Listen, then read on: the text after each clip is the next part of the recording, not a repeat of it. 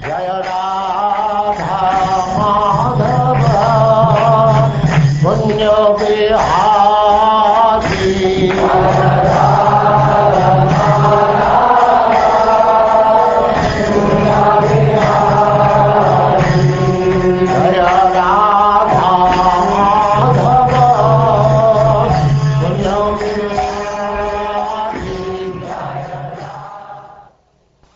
And now chapter 33, the Ras Dance.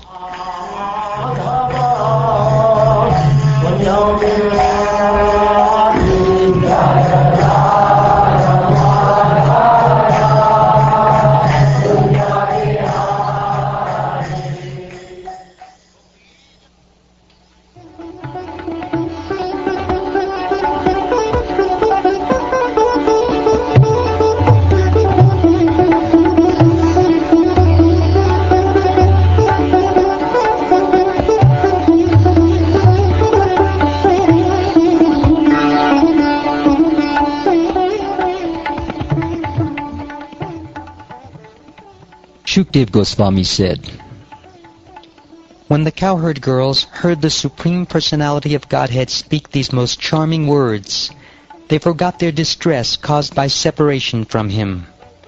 Touching His transcendental limbs, they felt all their desires fulfilled. There on the Yamuna's banks, Lord Govinda then began the pastime of the Ras dance in the company of those jewels among women, the faithful gopis, who joyfully linked their arms together. The festive Ras dance commenced, with the gopis arrayed in a circle. Lord Krishna expanded himself and entered between each pair of gopis. And as that master of mystic power placed his arms around their necks, each girl thought he was standing next to her alone. The demigods and their wives were overwhelmed with eagerness to witness the Ras dance, and they soon crowded the sky with their hundreds of celestial airplanes. Kettle drums then resounded in the sky, while flowers rained down, and the chief Gandharvas and their wives sang Lord Krishna's spotless glories.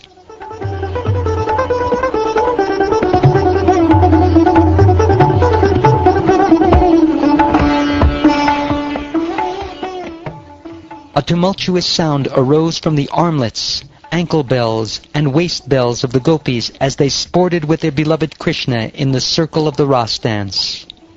In the midst of the dancing gopis, Lord Krishna appeared most brilliant, like an exquisite sapphire in the midst of golden ornaments. As the gopis sang in praise of Krishna, their feet danced, their hands gestured, and their eyebrows moved with playful smiles. With their braids and belts tied tight, their waists bending, their faces perspiring, the garments on their breasts moving this way and that, and their earrings swinging on their cheeks, Lord Krishna's young consorts shone like streaks of lightning in a mass of clouds. Eager to enjoy conjugal love, their throats colored with various pigments, the gopis sang loudly and danced. They were overjoyed by Krishna's touch, and they sang songs that filled the entire universe.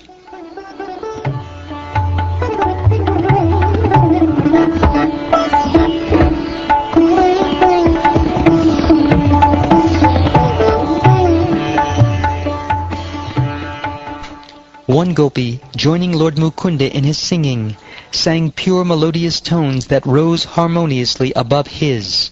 Krishna was pleased and showed great appreciation for her performance, saying, "Excellent, excellent." Then another gopi repeated the same melody, but in a special metrical pattern, and Krishna praised her also. When one gopi grew tired from the Ras dance, she turned to Krishna, standing at her side, holding a baton, and grasped his shoulder with her arm. The dancing had loosened her bracelets and the flowers in her hair. Upon the shoulder of one gopi, Krishna placed his arm, whose natural blue lotus fragrance was mixed with that of the sandalwood pulp anointing it.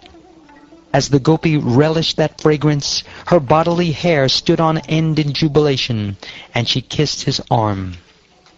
Next to Krishna's cheek, one gopi put her own, beautified by the effulgence of her earrings, which glittered as she danced. Krishna then carefully gave her the betel nut he was chewing. Another gopi became fatigued as she danced and sang, the bells on her ankles and waist tinkling. So she placed upon her breasts the comforting lotus hand of Lord Achyuta, who was standing by her side. Having attained as their intimate lover Lord Achyuta, the exclusive consort of the goddess of fortune, the gopis enjoyed great pleasure. They sang his glories as he held their necks with his arms. Enhancing the beauty of the gopis' faces were the lotus flowers behind their ears, the locks of hair decorating their cheeks, and drops of perspiration. The reverberation of their armlets and ankle bells made a loud musical sound, and their chaplets scattered. Thus the gopis danced with the Supreme Lord in the arena of the Ras dance, as swarms of bees sang in accompaniment. In this way Lord Krishna, the original Lord Narayan, master of the goddess of fortune, took pleasure in the company of the young women of Vraja by embracing them, caressing them, and glancing lovingly at them as he smiled his broad, playful smiles. It was just as if a child were playing with his own reflection. Their senses overwhelmed by the joy of having his physical association, the gopis could not prevent their hair, their dresses, and their cloths covering their breasts from becoming disheveled. Their garlands and ornaments scattered, O hero of the Kuru dynasty. The wives of the demigods, observing Krishna's playful activities from their airplanes, were entranced and became agitated with lust. Indeed, even the moon and his entourage, the stars, became astonished.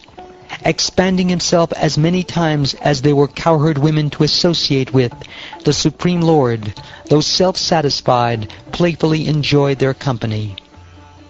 Seeing that the gopis were fatigued from conjugal enjoyment, my dear king, merciful Krishna lovingly wiped their faces with his comforting hand. The gopis honored their hero with smiling glances, sweetened by the beauty of their cheeks and the effulgence of their curly locks and glittering golden earrings. Overjoyed from the touch of his fingernails, they chanted the glories of his all-auspicious, transcendental pastimes. Lord Krishna's garland had been crushed during his conjugal dalliance with the gopis and colored vermilion by the kumkum powder on their breasts. To dispel the fatigue of the gopis, Krishna entered the water, followed swiftly by bees who were singing like the best of the Gandharvas. He appeared like a lordly elephant entering the water to relax in the company of his consorts. Indeed, the Lord had transgressed all worldly and Vedic morality, just as a powerful elephant might break the dikes in a paddy field. My dear king, in the water, Krishna found himself being splashed on all sides by the laughing gopis, who looked at him with love. As the demigods worshipped him by showering flowers from their airplanes, the self-satisfied Lord took pleasure in playing like the king of the elephants. Then the Lord strolled through a small forest on the bank of the Yamuna. This forest was filled to its limits with breezes carrying the fragrances of all the flowers growing on the land and in the water. Followed by his entourage of bees and beautiful women, Lord Krishna appeared like an intoxicated elephant with his she-elephants.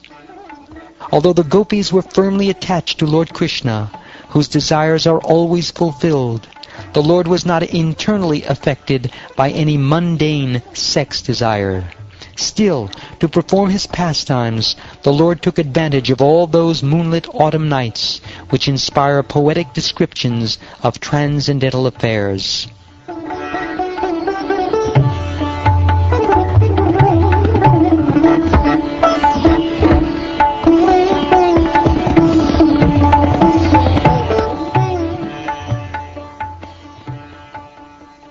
O Brahman Shukdev Goswami, the Supreme Personality of Godhead, the Lord of the Universe, has descended to this earth along with his plenary portion to destroy irreligion and re-establish religious principles. Indeed, he is the original speaker, follower, and guardian of moral laws. How then could he have violated them by touching other men's wives? O faithful upholder of vows, please destroy our doubt by explaining to us what purpose the self-satisfied Lord of the Yadus had in mind when he behaved so contemptibly. The status of powerful controllers is not harmed by any apparently audacious transgression of morality we may see in them, for they are just like fire, which devours everything fed into it and remains unpolluted. One who is not a great controller should never imitate the behavior of ruling personalities, even mentally. If out of foolishness an ordinary person does imitate such behavior, he will simply destroy himself, just as a person who is not Rudra would destroy himself if he tried to drink an ocean of poison. The statements of the Lord's empowered servants are always true, and the acts they perform are exemplary when consistent with those statements. Therefore, one who is intelligent should carry out their instructions.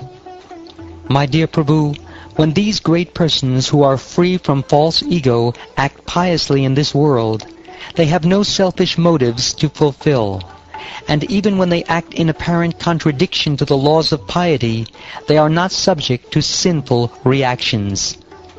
How then could the Lord of all created beings, animals, men, and demigods, have any connection with the piety and impiety that affect his subject creatures? Material activities never entangle the devotees of the Supreme Lord, who are fully satisfied by serving the dust of his lotus feet. Nor do material activities entangle those intelligent sages who have freed themselves from the bondage of all fruitive reactions by the power of yoga. So how could there be any question of bondage for the Lord himself, who assumes his transcendental forms according to his own sweet will? He who lives as the overseeing witness within the gopis and their husbands, and indeed within all embodied living beings, assumes forms in this world to enjoy transcendental pastimes. When the Lord assumes a human-like body to show mercy to his devotees, he engages in such pastimes as will attract those who hear about them to become dedicated to him. The cowherd men, bewildered by Krishna's illusory potency, thought their wives had remained home at their sides. Thus they did not harbor any jealous feelings against him. After an entire night of Brahma had passed, Lord Krishna advised the gopis to return to their homes. Although they did not wish to do so, the Lord's beloved consorts complied with his command. Anyone who faithfully hears or describes the Lord's playful affairs with the young gopis of Vrindavan will attain the Lord's pure devotional service. Thus he will quickly become sober and conquer lust, the disease of the heart.